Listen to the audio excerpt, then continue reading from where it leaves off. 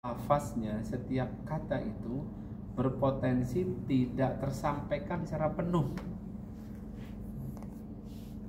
Ya, berpotensi tidak disampaikan secara penuh, tersampaikan secara penuh. Misalkan gini, antum baca tadi ayat 196, wa innahu lafi zuburil awwalin. Terjemahannya apa? Sesungguhnya ia Al-Quran benar-benar disebut dalam kitab-kitab yang terdahulu, gitu ya. Nah, sesungguhnya itu dari kata inna, sesungguhnya. Kemudian benar-benar dari kata apa? La, satu huruf. La. La yang dibaca pendek maknanya sesungguhnya, benar-benar. Lafi, sungguh ada di dalam. Tapi kalau la-nya panjang, la dua harokat, artinya tidak atau bukan. La pendek sungguh, tapi kalau la itu bukan atau tidak. Jadi saya gini, walaqad yassarna al-Qur'ana lidzikri fahal min mudzakir. Wa sesungguh, dan la sungguh, qad itu sungguh, la dan qad disambung, dua harfu taukid dalam satu ayat. Walaqad yassarna, nanti dibuka, yassarna, dan sungguh Al-Quran itu telah kami mudahkan. Tapi kalau kita terjemahkan makna sebenarnya sungguh benar-benar gitu ya, jadi nggak cuma benar, nggak cuma tapi sungguh benar-benar. La qad ya, yassarna al-Qur'ana. Huruf tasdid di situ aja juga menyangatkan yassarna, yassara itu memudahkan. Jadi masya Allah ya, secara pemaknaan menjadi seringkali ada yang tidak tertampung karena keterbatasan bahasa Indonesia. Nah, maka kita perlu untuk terus belajar bahasa Arab.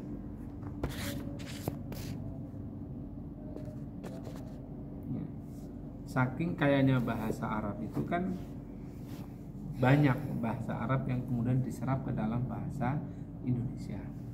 Jadi dan ketika kita belajar bahasa Arab, masuk menjadi alat untuk belajar bahasa Al-Quran, memahami Al-Quran, itu tidak akan pernah berhenti belajar kita, ya, tidak akan pernah berhenti.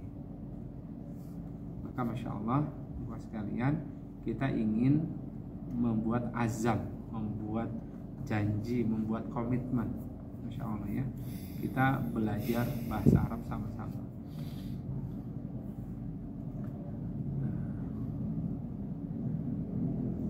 Sering orang bilang bahasa Arab itu sulit, dan saya akui memang sulit, apalagi buat saya. Saya nggak bilang bahwa bahasa Arab itu mudah. Enggak, dengan semua tata bahasanya, dengan semua kaidah-kaidahnya itu, perubahan katanya, sampai nanti belajar balaghah, sastra bahasa Arabnya itu, masya Allah memang tidak mudah. Tetapi saya meyakini seseorang yang punya keyakinan penuh, yakin, tulus betul, bersungguh-sungguh betul dia belajar, insya Allah akan Allah mampukan. Karena notabene semua ilmu itu di tangan Allah. Tinggal Allah berkehendak diberikan kepada siapa. Kita punya waktu sama-sama 24 jam. Kita kerja pagi sampai sore, kadang lembur di rumah. Kita punya urusan keluarga, kita punya urusan masyarakat kita. Tapi kenapa ada orang yang berhasil belajar, menguasai ilmu tertentu, tapi ada juga orang yang biasa-biasa saja, ada orang yang tampak tidak menguasai atau sedikit gitu ilmu. Nah, itu kan bagaimana kita mengatur waktu. Ya. Baik. Al-Qur'an Allah pilih dengan bahasa Arab, tentu memiliki banyak keutamaan. Kita belajar Quran mau tidak mau harus belajar bahasa Arab. Kita baca hadis Nabi itu juga bahasa Arab. Rasulullah SAW bicara pakai bahasa apa? Bahasa Arab. Ada kemudian yang bilang, ya karena bahasa Arab bahasa produk surga, betul ya? Betul enggak? Ya betul kata Quran kan, salamun alaik, keselamatan bagi kalian kan, bahasa Arab, bukan selamat pagi gitu kan. Keselamatan bagi kalian orang-orang penduduk surga kan enggak, salamun alaik. Tapi pertanyaannya, bahasa penduduk neraka apa? Ya kalau dari Al-Quran ya bahasa Arab, karena kita taunya dari Al-Quran. Ketika Allah kemudian menunjukkan amal-amal buruk kita, naudzubillah min dzalik, naudzubillah min dzalik, kemudian balasan yang akan kita terima, kan penduduk neraka itu bilang hayhata, nggak mau gitu ya. bahasa neraka juga ternyata kan ya, sesuai dengan di Qurannya, karena di Qurannya dengan bahasa Arab, menceritakan penduduk surga juga dengan bahasa Arab, percakapan mereka dalam bahasa Arab, termasuk juga penduduk neraka juga yang di situ ya juga bahasa Arab.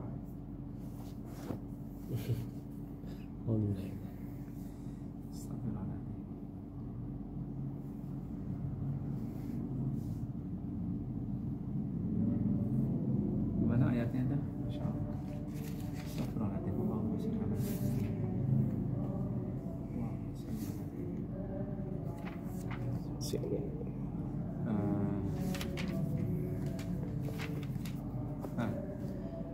Yauma taral mu'minina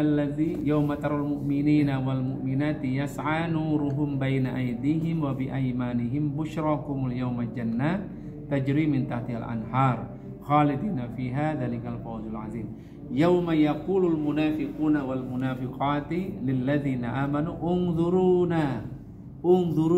Jadi nanti di hari akhirat itu ya, kita akan melihat orang-orang yang beriman itu, laki-laki dan perempuan, dia berjalan, yas'a, berjalan. Nanti buka Al-Hadid ayat 12.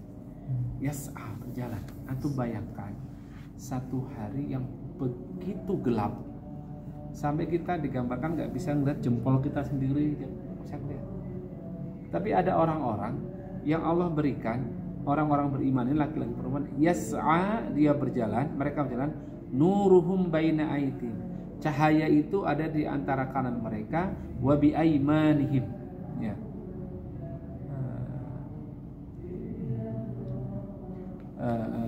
Apa namanya? Baina aydihim di hadapan, wa bi aymanihim di sebelah kanan. Busyrakumul yaum. Jadi mereka bergembira, dapat kabar gembira masuk surga. Orang-orang beriman. Tapi perhatikan ayat-ayat berikutnya. Yauma yaqulul munafiquna wal munafiqat.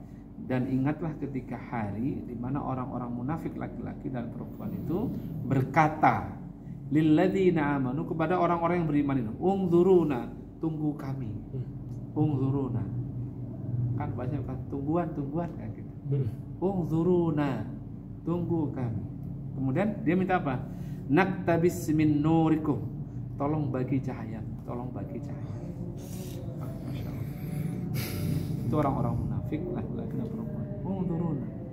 Qila irji'u wara'akum, kata malaikat yang melihat itu, balik, irji'u, balik wara'akum, balik mundur. Kalau dekat-dekat orang beriman gitu. Ya. Faltamisu nura. Ya. Kembali.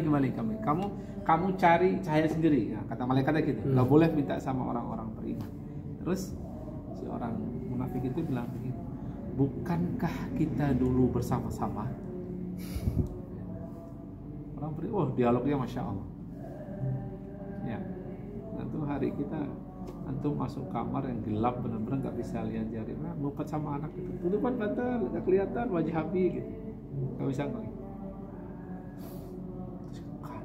Ada yang Allah beri cahaya hadapan kanan terang, ada yang diberi cahaya sedang, ada yang diberi cahaya hanya sebesar jari jempol kaki, kadang mati berhenti, nyala lagi jalan lagi, kadang mati berhenti. Wah, mungkin kita yang imannya naik terus gitu. Ya Allah, minta cahaya, wah ada jalan lagi. Menuju kemana? Sirat. Masya Allah ya. Nah, jadi penting kita belajar bahasa Arab. Nggak peduli usia antum berapa. Fudail bin Iyad itu belajar nahwu shorof umur 40 tahun. Jadi ulama besar. Ulama yang memberikan ta'rif definisi atas makna ikhlas. Beliau kata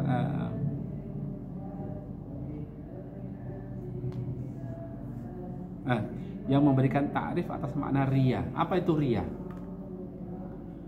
Fudail bin Iyad itu kalau beliau itu mantan preman. Preman.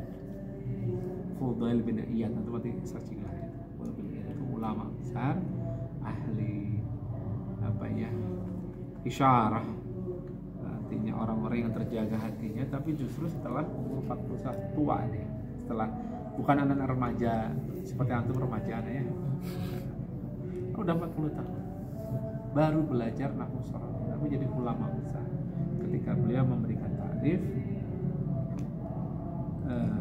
tarkul amali li ajlin nas riya'un wal amalu li ajlin nas syirk.